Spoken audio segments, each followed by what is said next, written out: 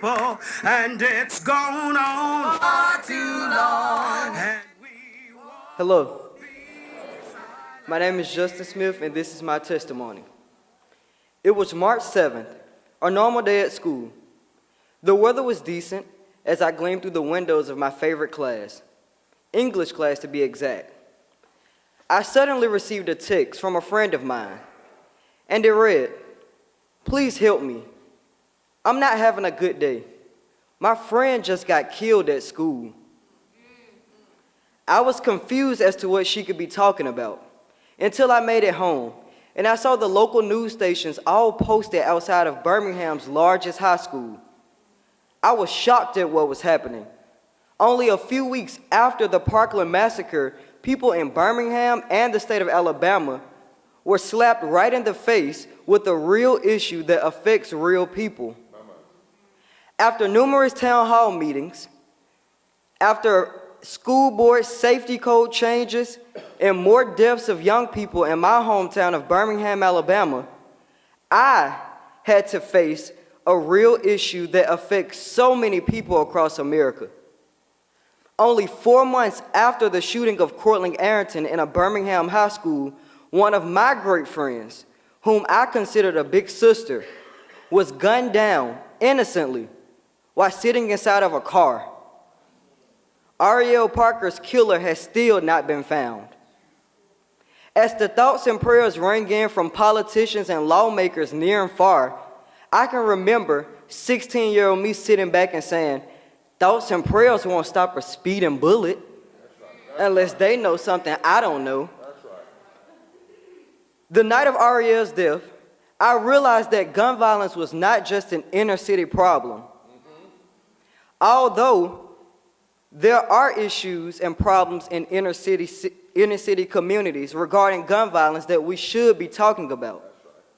I also realized that so much of the focus of everyone who were talking about gun violence, they were only talking about mass shootings, when in reality, they only account for 1% of all shooting deaths in the United States of America. Another sad truth is that most gun crimes are committed with people who illegally obtain those firearms. And then I realized that gun violence isn't just a black or white issue. It's an issue that affects us all. Then I discovered only with gun violence do we respond to repeated tragedies by saying that mourning is acceptable, but discussing how to prevent more tragedies is not acceptable. That's what's wrong.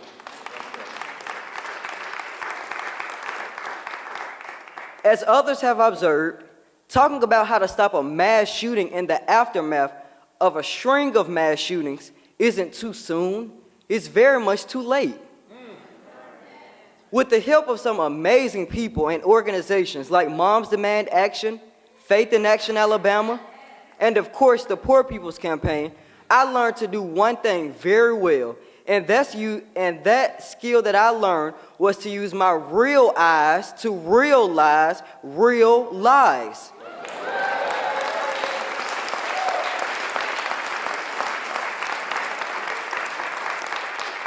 I can repeat that. I learned to use my real eyes to realize their real lies.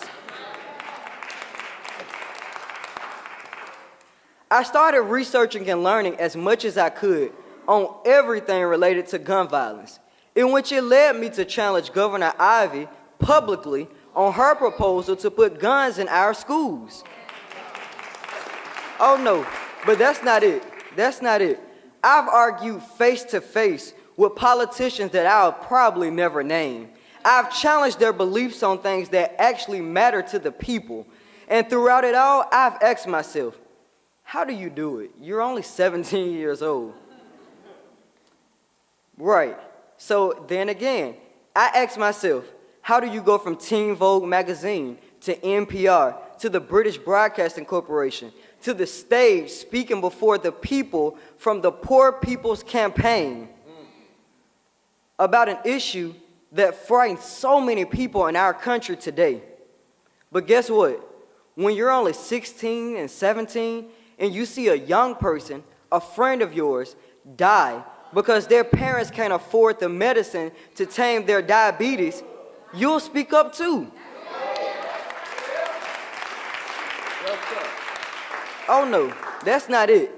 When you see kids at your school be picked up by officers during classroom learning time simply because they're poor and fell into their school to prison pipeline, you'll be tired of it too. But I've realized the simple answer to my question of how I do it all at 17 years old is that when you keep God from the start, He keeps you to the finish.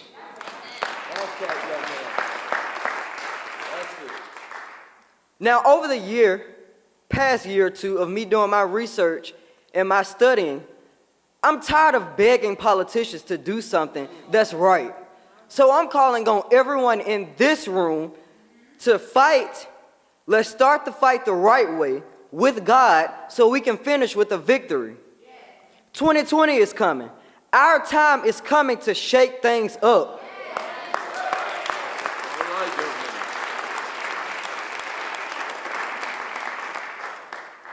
We must continue to advocate for the voiceless and be a driving force against all of these paid-for elected officials.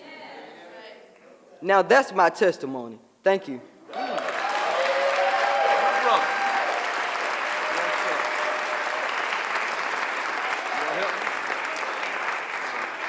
Somebody is killing our children. And it's gone on far too long. And we won't be silent anymore. Yes, sir. Yes, sir. Somebody's hurting our people, and it's gone on far too long. And we won't be silent anymore.